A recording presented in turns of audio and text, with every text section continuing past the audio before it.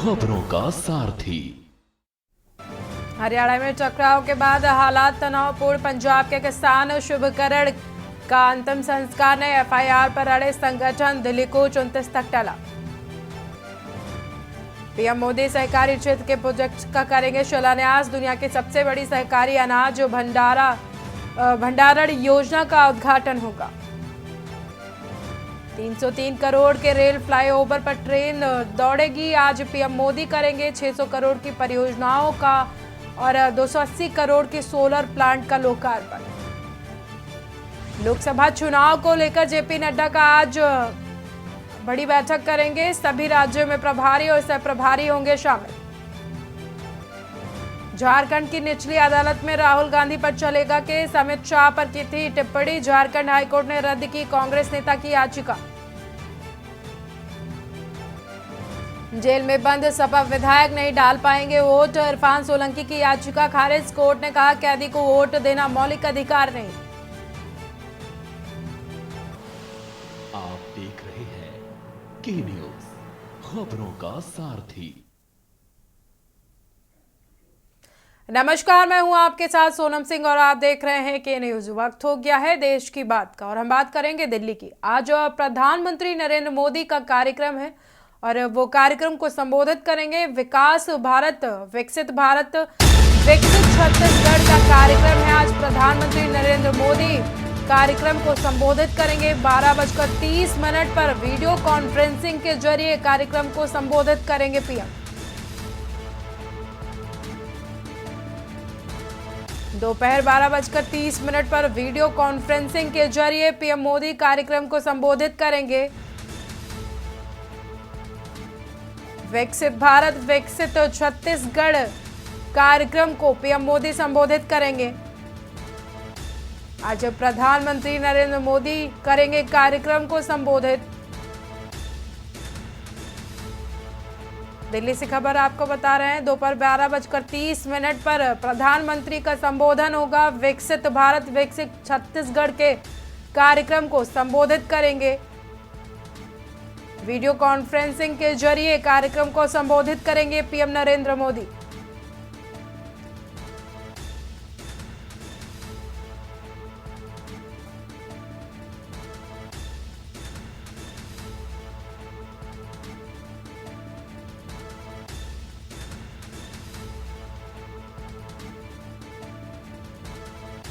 दिल्ली से खबर आपको बता रहे हैं। प्रधानमंत्री नरेंद्र मोदी का आज संबोधन विकसित भारत विकसित छत्तीसगढ़ के कार्यक्रम को संबोधित करेंगे। 12:30 पर वीडियो कॉन्फ्रेंसिंग के जरिए प्रधानमंत्री नरेंद्र मोदी कार्यक्रम को संबोधित करेंगे।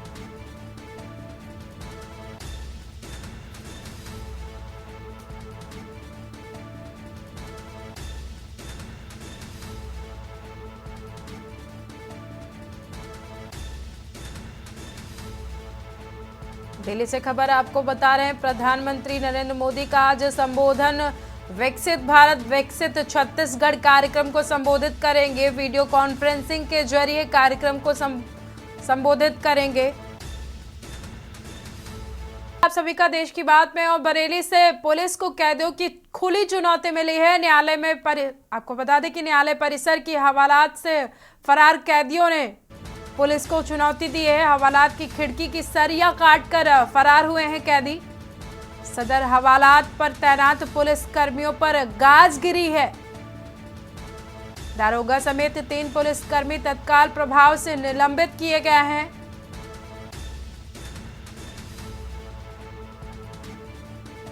एसओजी और कोतवाली की टीमें कर रही हैं कैदियों की तलाश। फरार गैंगस्टर अंकित यादव पर 40 से ज्यादा मुकदमे दर्ज हैं। शहर कोतवाली क्षेत्र के कचहरी परिसर के हवालात का बताया जा रहा है मामला। बरेली में पुलिस को कैदियों ने खुली चुनौती दी है। न्यायालय परिसर की हवालात से फरार हुए हैं कैदी। हवालात की खिड़की की सरिया काटकर मौके से फरार हुए हैं कैदी। सदर हवालात पर तैनात पुलिस कर्मियों पर गाज गिरी है।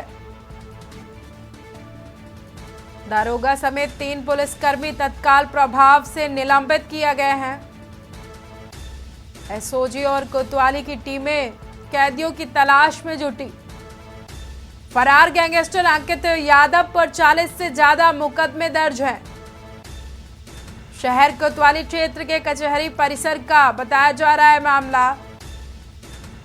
बरेली से अहम खबर आपको बता रहे हैं, पुलिस को खुली चुनौती दे रहे हैं कैदी। न्यायालय परिसर की हवालात से फरार हुए हैं कैदी।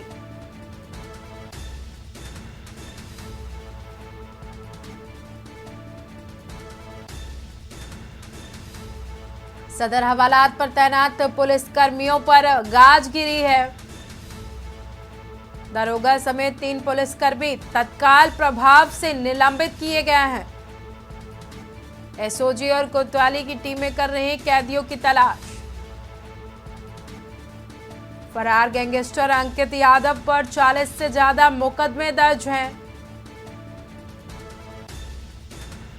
कचहरी परिसर के हवालात का मामला बताया जा रहा है। शहर कोतवाली क्षेत्र में है कचहरी परिसर।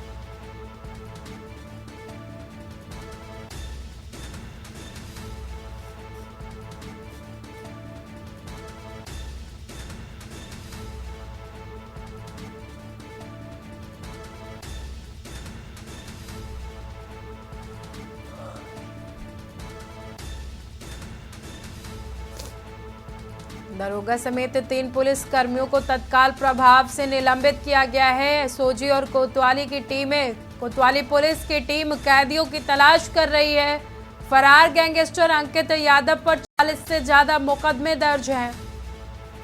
शहर कोतवाली क्षेत्र के कचहरी परिसर का मामला बताया जा रहा है। बरेली में पुलिस को कैदियों ने खुली चुनौती दी है।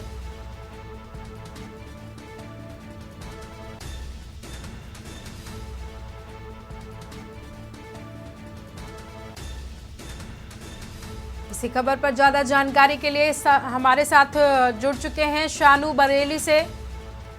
शानू, कैदियों ने पुलिस को खुली चुनौती दी है, क्या कुछ मामला है? बरेली पुलिस है उसको उनको जो है जो कैदी हैं, बरेली के आरोपी हैं जो कि जेल में बंद हैं, उनकी बरेली पुलिस को खुली चुनौती है। और साफ तौर पर से कल देर शाम की बात की जाए तो जो केंद्रीय कारागार 2 यानी कि जो जिला जेल 2 है वहां से तारीख पर जो सीजीएम 2 में लेके आए गए थे कैदी। जब वापसी में जब गिनती की गई, जब सभी कैदियों की गिनती की गई ले जाते समय, तो कहीं ना कहीं 2 कैदी कम दिखे। जब पुलिस 2 कैदियों कम पाई गई तो कहीं ना कहीं हड़कंप मच गया। न्यायालय परिसर में छानबीन शुरू की गई तो देखा गया कि जो हवालात है, जो कि न्यायालय परिसर की हवालात होती है, वहां पर से 2 सरिया काटी गई और सरिया काटने से बहुत ही छोटे से हिस्से से दोनों कैदी फरार हो गए। कहीं ना कहीं जब फरार की सूचना मिली तो मौके पर एसपी के साथ तमाम जो कोतवाली पुलिस है वहां पर पहुंची। आसपास के इलाके को छावनी में तब्दील कर दिया गया और वहां पर चेकिंग अभियान शुरू कर दिया गया। फिलहाल अभी तक बरेली पुलिस के हाथ खाली है और कहीं ना कहीं जो कैदी फरार हुए हैं उसमें एक कैदी जो कि अंकित यादव है वो गैंगस्टर है और उस पर हिस्ट्री शीटर की उसकी हिस्ट्री शीट भी खुल चुकी है और उस पर करीब 40 से ज्यादा यानी कि अब तक की जो बात सामने आ रही है 47 मुकदमे उस पर दर्ज है और उस पर सब कई गंभीर धाराओं में मुकदमे दर्ज है। जैसे कि अपहरण की बात की जाए, जानलेवा हमला की बात की जाए या चोरी और लूट जैसे मुकदमे उस पर दर्ज है और वो आरोपी फरार हो गया है। दूसरे आरोपी की बात की जाए सचिन सैनी, उसका आपराधिक इतिहास ज्यादा लंबा चौड़ा नहीं है लेकिन वो भी कहीं ना कहीं हिस्ट्री शीटर बताया जा रहा है। लेकिन अंकित यादव पहले भी कई बार प्रयास कर चुका था और अब वो इस प्रयास में सफल हुआ है। फिलहाल अभी तक की बात की जाए तो पूरे मामले पर 3 पुलिसकर्मियों पर गाज गिर चुकी है, जिसमें जो ऑन ड्यूटी जो तैनात थे दरोगा और साथ ही साथ 2 जो सिपाही थे यानी कि पुलिसकर्मी थे उन पर गाजगिरी है। दोनों को तत्काल प्रभाव से निलंबित कर दिया गया है और तीनों के खिलाफ मुकदमा दर्ज कोतवाली में दर्ज कर दिया गया है और तीनों की जो विभागीय जांच भी कराई जा रही है। आखिर क्यों इतनी लापरवाही बरती गई, अनुशासनहीनता बरती गई जिससे 2 आरोपी बड़े आरोपी फरार हो गए। फिलहाल जब से ये जो कैदी फरार हुए तो कहीं ना कहीं मुख्यालय तक हड़कंप मच गया है, क्योंकि न्यायालय परिसर से कैदियों का फरार हो जाना एक बड़ा सवाल है। बरेली पुलिस को खुली चुनौती है कि आखिर पुलिस किस तरीके से काम कर रही थी और अपना कर्तव्य कितना जुटा पा रही थी। अब तक की बात की जाए तो 3 आरोपी 3 पुलिसकर्मियों पर गाज गिरी है, लेकिन अभी तक जो फरार कैदी हुए हैं अंकित यादव और सचिन सैनी उनकी कोई भी सूचना नहीं मिल पाई है। लेकिन बरेली की जो चारों एंट्रियां हैं वहां पर छावनी में तब्दील कर दिया गया है, कचहरी परिसर को तब्दील कर दिया गया है, वहां पर जांच पड़ताल की जा रही है और एक एक लोगों से संदिग्ध होने पर पूछताछ की जा रही है। सोनम जी शानू, बिल्कुल, लेकिन कैदी कितने कैदी एक साथ लाए गए थे? दो थे या दो से ज्यादा कैदी थे जिनकी सुरक्षा में चूक हुई है? निश्चित तौर पर सोनम करीब 61 जो बंदी थे उनको पेशी के दौरान बरेली की सीजीएम कोर्ट में लाया गया था और जब एसीजीएम 3 के जो अदालत में पेशी की गई थी और अंकित यादव की भी पेशी की गई थी और साफ तौर पर से जो सचिन सैनी है उसकी पेशी की गई थी, लेकिन लौटते समय कहीं ना कहीं जो कार्यवाही होती है, जो गिनती की कार्रवाई होती है वो की जा रही थी, तो उसी दौरान 2 बंदी जो है कम पाए गए और उसके बाद रजिस्टर चेक किया गया कि जी बिल्कुल बिल्कुल शानू जी, बहुत बहुत धन्यवाद आपका हमारे साथ जुड़ने के लिए। फरार गैंगस्टर अंकित यादव पर 40 से ज्यादा मुकदमे दर्ज हैं।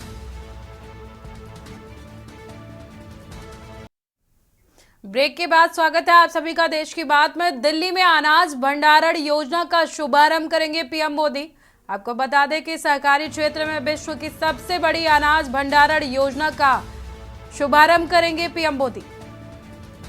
11 राज्यों की 11 प्राथमिक कृषि ऋण समितियों में संचालन होगा। सहकारी क्षेत्र की अन्य कई योजनाओं का उद्घाटन और शिलान्यास करेंगे। 500 पैक्सों की रखी जाएगी नींव। 11 राज्यों की 11 प्राथमिक कृषि ऋण समितियों में पैक्सों की रखी जाएगी नींव।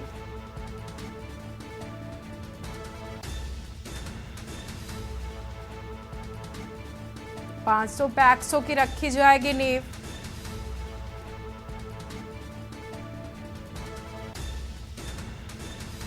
दिल्ली से अहम खबर आपको बता रहे हैं, सहकारी क्षेत्र में विश्व की सबसे बड़ी अनाज भंडारण योजना का शुभारंभ पीएम नरेंद्र मोदी करेंगे। शुभारंभ 11 राज्यों की 11 प्राथमिक कृषि ऋण समितियों का संचालन किया जाएगा। सहकारी क्षेत्र की अन्य कई योजनाओं का शिलान्यास और उद्घाटन।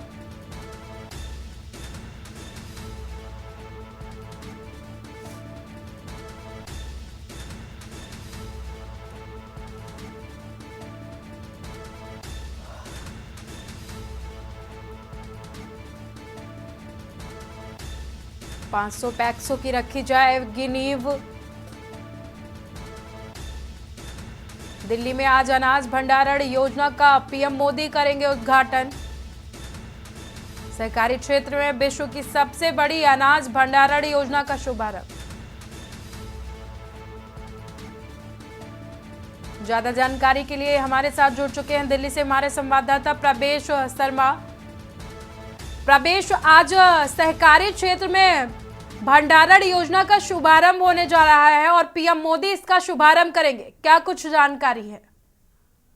बिल्कुल, देखिए मैं आपको बता दूं कि दिल्ली स्थित भारत मंडपम जो पहले प्रगति मैदान के नाम से प्रचलित था, वहां पर ये 10:30 बजे के आसपास प्रधानमंत्री मोदी जो है अनाज भंडारण से जुड़ी हुई एक योजना है जिसका नाम पायलट रखा गया है, उसका शुभारंभ करते हुए नजर आएंगे। सबसे बड़ी बात यह है कि ये जो भंडारण से संबंधित योजना है विश्व की सबसे बड़ी योजना कहलाएगी और उससे ठीक पहले प्रधानमंत्री मोदी 500 से ज्यादा PACS का भी उद्घाटन करेंगे, जिसमें कई प्रकार की योजना जो भंडारण से संबंधित होती है, जो अनाज से संबंधित जो भंडारण होगा उससे संबंधित योजनाओं को कार्यान्वित करती है, उनसे जो है पूरा जो है योजनाओं का लाभ लेंगे। लेकिन सबसे बड़ी बात यह है कि प्रधानमंत्री मोदी ठीक 10:30 बजे पहुंचकर इसका उद्घाटन कर देंगे और ये जो परियोजना है सीधे तौर पर मैं कहूँ सिर्फ अभी फिलहाल के रूप में 11 राज्यों में देश में संचालित हो जाएगी।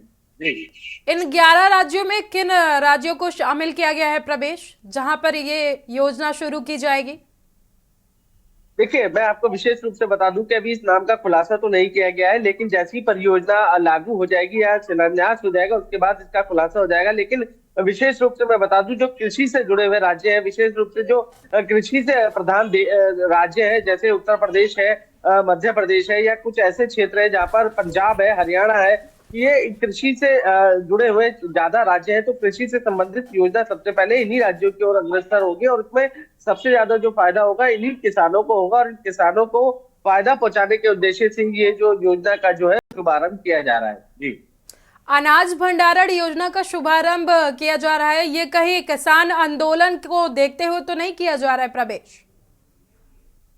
देखिए, बिल्कुल मैं आपको एक बात तो स्पष्ट रूप से बता दूं कि योजना का जो पिछले कई दिनों से जो है चर्चा में था, लेकिन दोनों बात करें, अगर किसान आंदोलन है और किसानों से संबंधित योजना है, दोनों एक दूसरे के आमने सामने आ रहे, तो कहीं ना कहीं इसमें कहने में विपक्ष जो जिस तरीके से हमेशा आरोप लगाता है, ये कहना भी कुछ गलत नहीं होगा, क्योंकि जो समय की उपलब्धि है या बात करें जिस समय ये परियोजना का उद्घाटन किया जा रहा है, कहीं ना कहीं दोनों एक दूसरे के पूरक नजर आ रहे हैं। लेकिन फिर भी प्रधानमंत्री मोदी 10:30 बजे इस योजना का शिलान्यास कर देंगे और कहीं ना कहीं ये जो योजना है सीधे तौर पर मैं कहूंगा किसानों से अनाज से संबंधित जो फसल है उसका भंडारण है, उसको लेकर रख रखाव है, इसके अलावा कई ऐसी योजना है जो पीसीएस के तहत जो है इस भंडारण में काम करेगी। इसके अलावा 18,000 से ज्यादा जो कंप्यूटर है जो इस योजना को पूरा विशेष रूप से मैं बता दूं तो संचालित करेगी, कंप्यूटराइज ये पूरी योजना रहेगी, उसका भी शिलान्यास आज प्रधानमंत्री मोदी करते हुए नजर आएंगे। जी, बहुत बहुत धन्यवाद प्रवेश, हमारे साथ जुड़ने के लिए और अपनी जानकारी को साझा करने के लिए।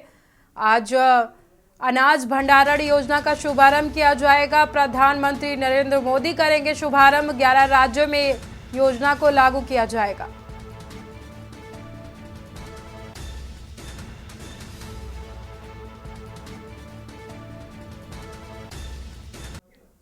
देश की बात में फिर से आप सभी का स्वागत है। ब्रेक के बाद में दिल्ली लोकसभा चुनाव को लेकर बीजेपी की बड़ी बैठक है। आज उत्तर प्रदेश की लोकसभा सीटों पर मंथन किया जाएगा।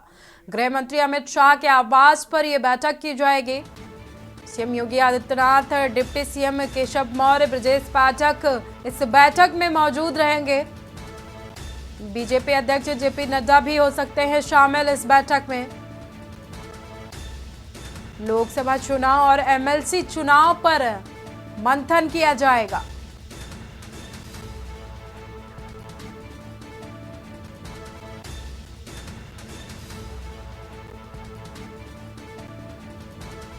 लोकसभा चुनाव और एमएलसी चुनाव पर होगा मंथन। दिल्ली से खबर आपको बता रहे हैं, लोकसभा चुनाव को लेकर बीजेपी की बड़ी बैठक आज। उत्तर प्रदेश के लोकसभा सीटों पर मंथन होगा। गृह मंत्री अमित शाह के आवास पर यह बैठक की जाएगी। CM Yogi Adityanath, deputy CM Keshav Maurya, Brajesh Pathak भी इस बैठक में शामिल होंगे। गृह मंत्री अमित शाह के आवास पर यह बैठक की जाएगी। CM Yogi Adityanath, deputy CM UP के दोनों डिप्टी सीएम भी इस बैठक में शामिल होंगे। बीजेपी अध्यक्ष जेपी नड्डा भी इस बैठक में शामिल हो सकते हैं।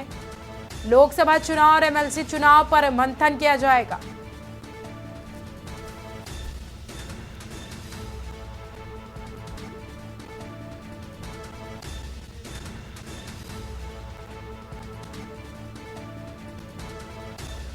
गृह मंत्री अमित शाह के आवास पर यह बैठक की जा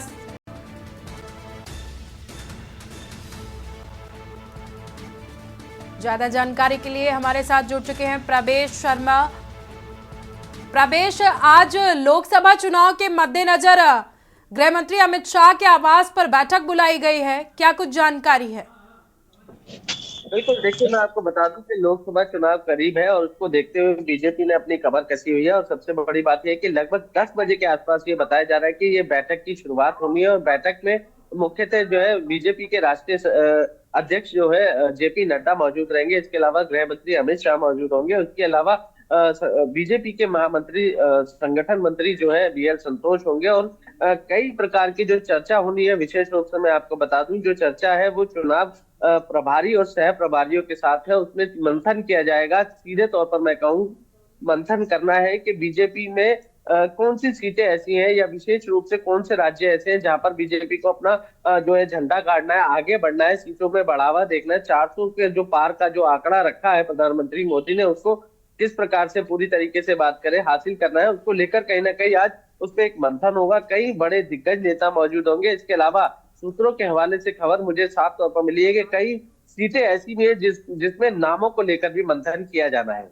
जी प्रवेश, एमएलसी चुनाव पर भी इस बैठक में मंथन किया जा सकता है, तो आपको क्या लगता है कि एमएलसी चुनाव पर, जो यूपी में एमएलसी चुनाव होना है, क्या कुछ फैसला लिया जा सकता है? बिल्कुल, देखिए उत्तर प्रदेश में सबसे ज्यादा जो लोकसभा की सीटें आती हैं और लगातार उत्तर प्रदेश में जो छोटा सा भी चुनाव हो या बात करें बड़ा चुनाव हो, विधानसभा चुनाव हो, पंचायत का चुनाव हो, सब में नजर रहती है। और सबसे बड़ी बात यह है कि जब लोकसभा चुनाव करीब है और एमएलसी चुनाव भी होने हैं, तो कहीं ना कहीं सीधे तौर पर मैं आपको बता दूं कि उत्तर प्रदेश को लेकर बीजेपी हो या कोई भी दल हो, सबसे ज्यादा सजग रहते हैं, नजरें उत्तर प्रदेश पर रहती है, क्योंकि सीधे तौर पर कहा जाता है कि सत्ता का कुर्सी का जो रास्ता है वो सीधे तौर पर यूपी से होकर दिल्ली पहुंचता है। कहीं ना कहीं को लेकर कमल कर सके। लेकिन मैं आपको एक बात स्पष्ट रूप से बता दूं कि उत्तर प्रदेश में ही अभी हाल में ही इटावा में कई बीजेपी ने अपना कुनबे को या परिवार को बढ़ाया, तो कई समाजवादी पार्टी के जुड़े लोग जो है बीजेपी में शामिल हुए थे, उनको लेकर या वहां की सीट को लेकर चर्चा की जानी है। इसके अलावा कई ऐसी सीटें हैं जिसको मंथन किया जा रहा है कि ये सीट अगर चुनाव होता है लोकसभा का तो किसको देनी है, उसको लेकर विशेष रूप से मैं आपसे बता रहा हूँ उस पर मंथन किया जाना है। और उसी मंथन को लेकर ये शुरुआत की गई है, जिसमें विशेष रूप से गृह मंत्री अमित शाह के साथ साथ जेपी नड्डा होंगे, बीएल संतोष होंगे और कई ऐसे दिग्गज मौजूद होंगे जब ये चर्चा शुरुआत होगी। जी जी, बहुत बहुत धन्यवाद आपका हमारे साथ जुड़ने के लिए और अपनी जानकारी को साझा करने के लिए प्रवेश। लोकसभा चुनाव के मद्देनजर आज बीजेपी की बड़ी बैठक अमित शाह, गृह मंत्री अमित शाह के आवास पर की जाएगी बैठक।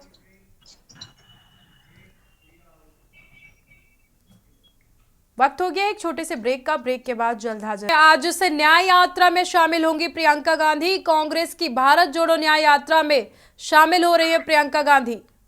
आज मुरादाबाद में राहुल गांधी के साथ न्याय यात्रा में नजर आएंगी प्रियंका।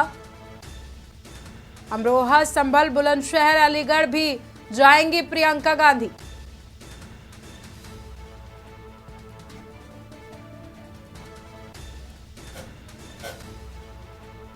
आज मुरादाबाद में राहुल गांधी के साथ प्रियंका गांधी दिखेंगी। अमरोहा, संभल, बुलंदशहर, अलीगढ़ में भी जाएंगी प्रियंका गांधी। न्याय यात्रा में होंगी शामिल। हाथरस, आगरा होते हुए फतेहपुर सिकरी तक जाएगी भारत जोड़ो न्याय यात्रा।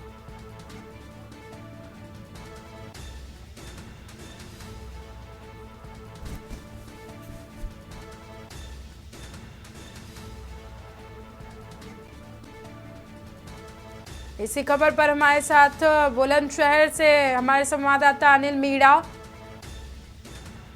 अलीगढ़ से विष्णु प्रताप सिंह, अमरोहा से सीरप चौधरी भी हमारे संवाददाता जुड़ चुके हैं ज्यादा जानकारी के लिए।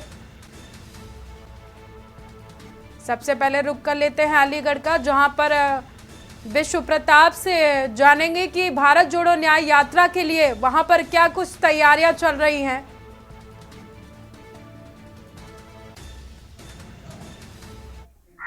जी बिल्कुल, देखिए कि 25 फरवरी को यानी कि कल राहुल गांधी भारत जोड़ो यात्रा के अंतर्गत अलीगढ़ में भ्रमण करेंगे और सीधे तौर पर सुरक्षा के पुख्ता इंतजाम किए गए हैं। भारी मात्रा में बाहर से पुलिस फोर्स यहाँ पे जो है मुस्तैदी के साथ में जो है डट गया है। हालांकि ट्रैफिक की अगर बात करें तो ट्रैफिक का जो रूट है वो जो जहाँ से शहर के एंट्री पॉइंट है बाहर से उन्हें डाइवर्ट किया जाए। हालांकि कड़ी सुरक्षा व्यवस्था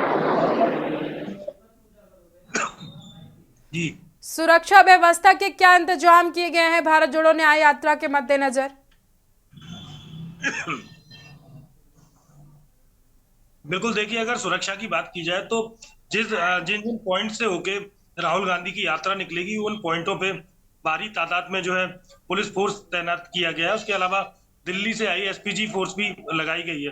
हालांकि जो यहाँ का स्थानीय फोर्स है वो भी पूरी तरीके से मुस्तैद रहेगा। उसके अलावा शहर के जो अत्यधिक व्यस्त जो जगह है जो है पूरी तरीके से डाइवर्ट कर दिया गया। शहर में बाहरी वाहनों का प्रवेश जो है पूरी तरीके से प्रतिबंधित है। और वहीं जो है सुरक्षा की दृष्टि से जो कंट्रोल रूम बनाए गए हैं, कंट्रोल रूम पे जो सीसीटीवी लगे हैं, बाकायदा उनसे निगरानी जो है उस यात्रा के दौरान रखी जाएगी। जी रुक कर लेते हैं अनिल का। अनिल, भारत जोड़ो न्याय यात्रा को लेकर के क्या कुछ तैयारियां चल रही हैं?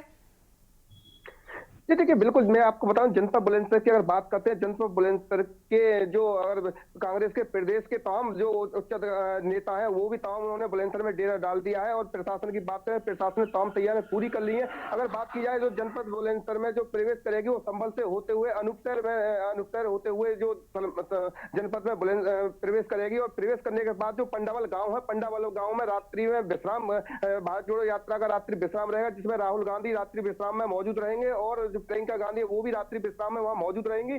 तो सबसे बड़े अगर बात की जाए, प्रशासन को कहीं ना कहीं एक बहुत बड़ी चुनौती है। और अगर बात की जाए कांग्रेस के जो कार्यकर्ता है और नेताओं में काफी उत्साह देखने को मिल रहा है, क्योंकि लोकसभा चुनाव भी नजदीक आ रहा है। और भारत यात्रा को सफल बनाने के लिए जो कांग्रेस की जो जिला इकाई है उसने पूरी जी जो ताकत लगा दी है। और तमाम यात्रा को सफल बनाने के लिए तमाम कार्यकर्ता गांव गांव जाकर यात्रा में अधिक से अधिक लोगों को शामिल होने की अपील कर रहे हैं। और अगर बात की जाए जो अगर राहुल गांधी और प्रियंका गांधी जो जिस तरह से संभल में करीब बताया जा रहा है, सूत्रों के हवाले से जो खबर आई है, जो कार्यकर्ताओं का कहना है वो 3 बजे जनपद बुलंदशहर में जो भारत जोड़ो यात्रा प्रवेश कर जाएगी संभल से होते हुए अनूपशहर। और अनूपशहर में वो जो वहां की जनता है उसको भी राहुल गांधी और प्रियंका गांधी संबोधित करेंगे। संबोधित करने के बाद में जो वहां से करीब अगर बात की जाए जो पंडावल की, तो पंडावल की जो दूरी है करीब 35 किलोमीटर है। तो 35 किलोमीटर दूरी का सफर तय करने के बाद में रात्रि में पंडावल में विश्राम किया जाएगा। और विश्राम जहाँ किया जा रहा है तो वहाँ पुलिस प्रशासन की तरफ से तमाम व्यवस्था पूरी कर ली है। चाक चौबंद जो सुरक्षा व्यवस्था की गई है, तमाम चप्पे चप्पे में पुलिस बल तैनात किया है। रूट डाइवर्ट किया जाए। जो अधिकारियों का जो जिला प्रशासन का कहना है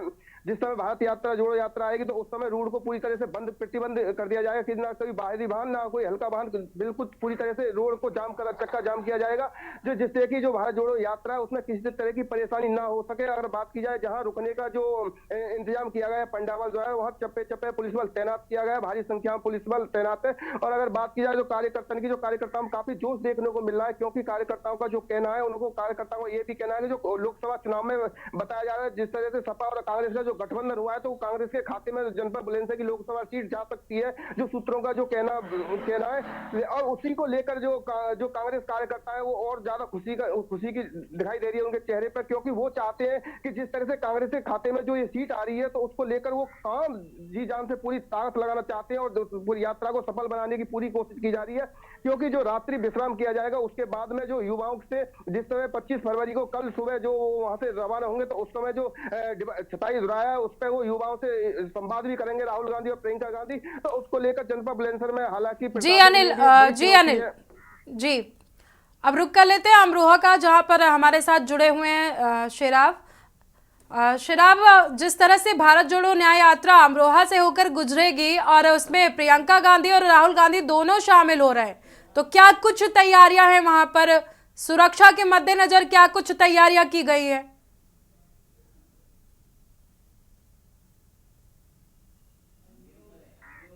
अनम्यूट करें शेराब। जी बिल्कुल बताते हैं। जो भारत जोड़ो न्याय यात्रा जो आज मुरादाबाद से अमरोहा आएगी, अमरोहा लगभग 2 बजे जो प्रवेश कर जाएगी, उसमें सबसे अहम बात यह है कि कल जो बसपा के निलंबित जो कुंवर दानिश अली सांसद रहे हैं उन्होंने और पूरी तरह से प्रशासन के साथ में तैयारियां शुरू कर दी थी। और सबसे अहम बात यही है भारत जोड़ो न्याय यात्रा में, जब से कुंवर दानिश अली का जो टिकट की दावेदारी पर और जो है पूरी तरह से ये हो गया था कि उसके बाद में सरगर्मियां तेज हो गई थी।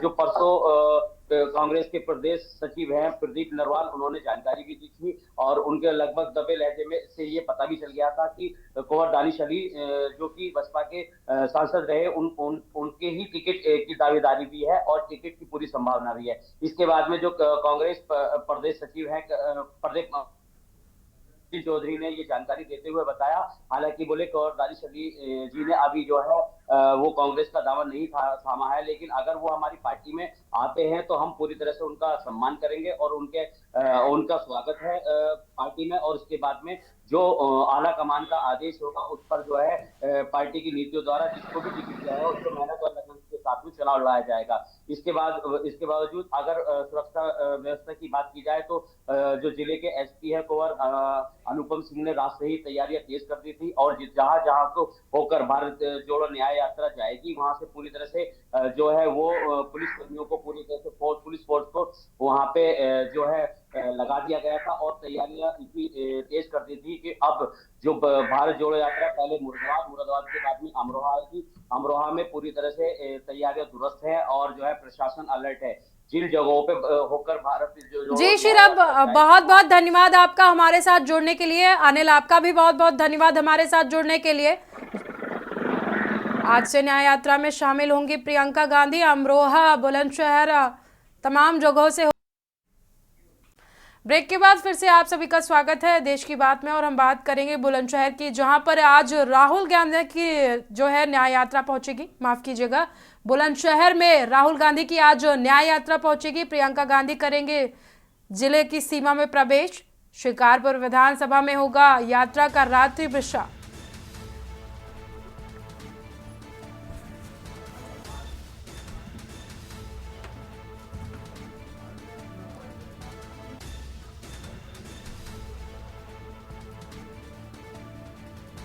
अनूप शहर में राहुल प्रियंका लोगों को संबोधित करेंगे। फूलों से दोनों नेताओं पर पुष्प वर्षा की जाएगी।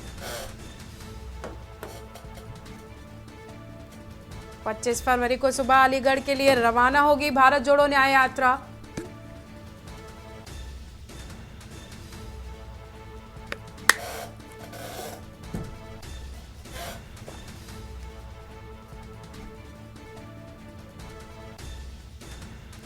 अमरोहा में राहुल प्रियंका गांधी की न्याय यात्रा आज पहुंचेगी। भारत जोड़ो न्याय यात्रा में राहुल के साथ शामिल होंगी प्रियंका गांधी। यात्रा के सहारे वोटों को साधने में लगे हैं राहुल गांधी और प्रियंका। मुरादाबाद से 2 बजे अमरोहा पहुंचेगी राहुल गांधी की न्याय यात्रा। कांग्रेस के कार्यकर्ताओं ने सभी तैयारियां पूरी कर ली है न्याय यात्रा की। अमरोहा से संभल जाएगी भारत जोड़ो न्याय यात्रा। अमरोहा के बाद संभल में भी राहुल के साथ प्रियंका गांधी नजर आएंगी।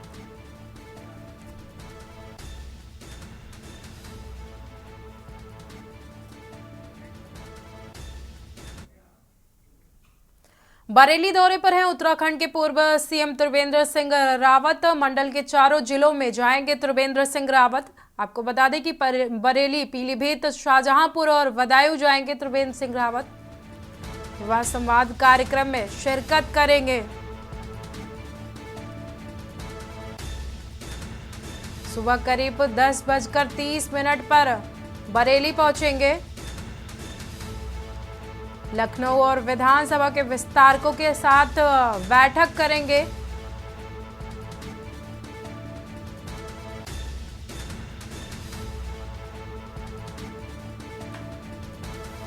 लोकसभा और विधानसभा के विस्तारकों के साथ बैठक करेंगे। प्रबुद्ध वर्ग सम्मेलन में शामिल होंगे त्रिवेंद्र सिंह रावत। लोकसभा चुनाव को लेकर समीक्षा बैठक भी करेंगे। बरेली दौरे पर उत्तराखंड के पूर्व सीएम त्रिवेंद्र सिंह रावत जनप्रतिनिधियों के साथ समीक्षा बैठक करेंगे। सर्किट हाउस में रात्रि विश्राम करेंगे पूर्व सीएम। रविवार सुबह शाहजहांपुर के लिए रवाना होंगे। बरेली दौरे पर हैं उत्तराखंड के पूर्व सीएम त्रिवेंद्र सिंह रावत।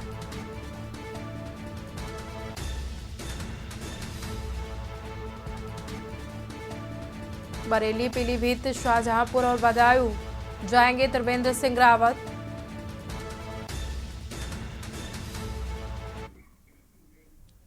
वक्त हो गया एक छोटे से बाद स्वागत है आप सभी का। बरेली दौरे पर हैं प्रभारी मंत्री जयवीर सिंह। जिले की कानून व्यवस्था का लेंगे जायजा।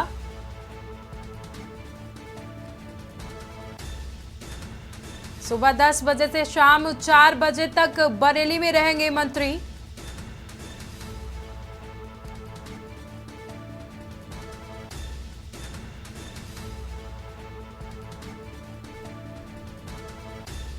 जनप्रतिनिधियों के साथ सर्किट हाउस में बैठक करेंगे। कानून व्यवस्था, विकास कार्यों को लेकर बैठक की जाएगी। पर्यटन एवं संस्कृति विभाग के अधिकारियों के साथ भी समीक्षा बैठक करेंगे। उद्योग एवं पर्यटन विकास के आयोजित सेमिनार में शामिल होंगे। शाम 4:15 पर बदायूं के लिए रवाना होंगे प्रभारी मंत्री जयवीर सिंह। बरेली के दौरे पर हैं प्रभारी मंत्री जयवीर सिंह। जिले की कानून व्यवस्था का जायजा लेंगे। सुबह 10 बजे से लेकर शाम 4 बजे तक जिले में रहेंगे प्रभारी मंत्री। जनप्रतिनिधियों के साथ सर्किट हाउस में बैठक करेंगे। कानून व्यवस्था विकास कार्यों को लेकर बैठक की जाएगी।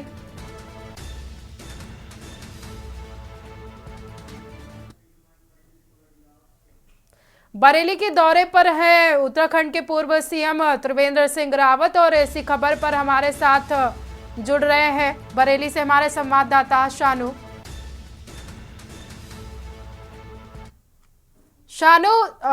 उत्तराखंड के पूर्व सीएम त्रिवेंद्र सिंह रावत बरेली दौरे पर हैं, क्या कुछ जानकारी है?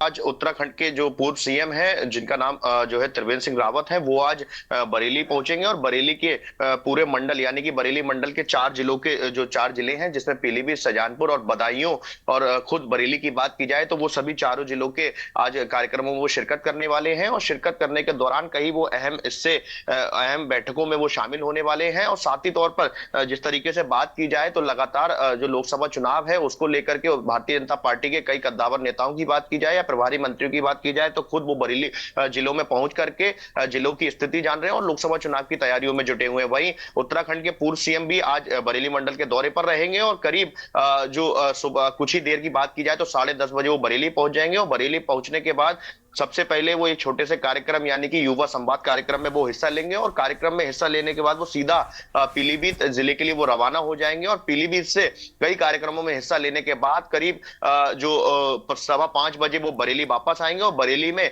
कई कार्यक्रमों में वो हिस्सा लेने वाले हैं और लोकसभा और जो बरेली लोकसभा सीट है और आंवला लोकसभा जो सीट है वहां के जो विस्तारक हैं, जो प्रभारी हैं, उनके साथ वो अहम बैठक करेंगे और जितने भी बरेली के जनप्रतिनिधियों की बात की जाए, चाहे सांसद विधायकों की बात की जाए तो वो सभी जो है बैठक में शामिल होंगे और शामिल होने के बाद कहीं ना कहीं वो कई कार्यक्रमों में हिस्सा लेने वाले हैं जिसमें युवा संवाद कार्यक्रम की बात की जाए या व्यापार मंडल के कार्यक्रमों की बात की जाए तो उन कार्यक्रमों में वो हिस्सा लेने वाले हैं और उसके साथ ही वो कहीं ना कहीं जो रात्रि विश्राम की बात की जाए तो रात्रि विश्राम वो बरेली के सर्किट हाउस में ही करेंगे और सर्किट हाउस में विश्राम करने के बाद वो कल सुबह यानी कि कल जो रविवार की बात की जाए तो रविवार सुबह 10:30 बजे वो आंवला के लिए रवाना होंगे और आंवला यानी कि जो आंवला तहसील है बरेली की वहां पर भी वो कई चर्चाएं करने वाले हैं। उसके बाद वो सीधा शाहजहांपुर के लिए रवाना होंगे। तो तमाम ये जो दौरा है वो कहीं ना कहीं मुख्य माना जा रहा है सोनम, चूंकि जो बरेली मंडल का दौरा एक बड़ी बात है कि एक ही दिन में वो बरेली मंडल के चारों जिलों में शिरकत करने जी। बहुत बहुत धन्यवाद शानू हमारे साथ जुड़ने के लिए और अपनी जानकारी को साझा करने के लिए।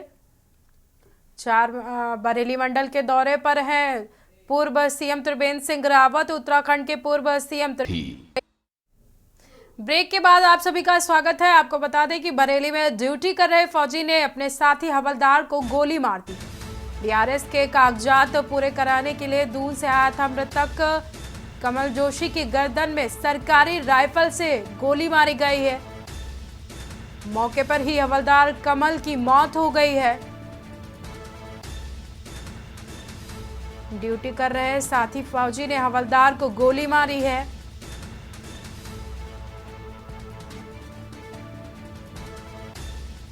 सेना ने आरोपी हवलदार को हिरासत में ले लिया है।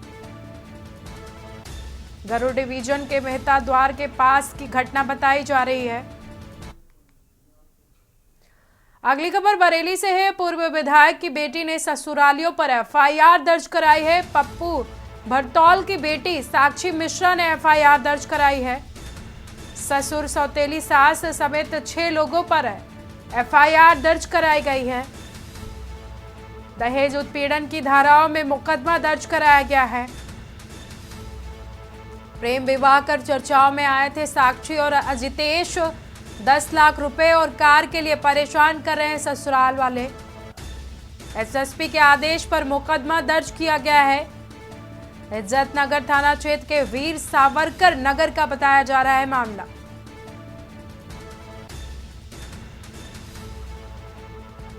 इज्जत नगर थाना क्षेत्र के वीर सावरकर नगर का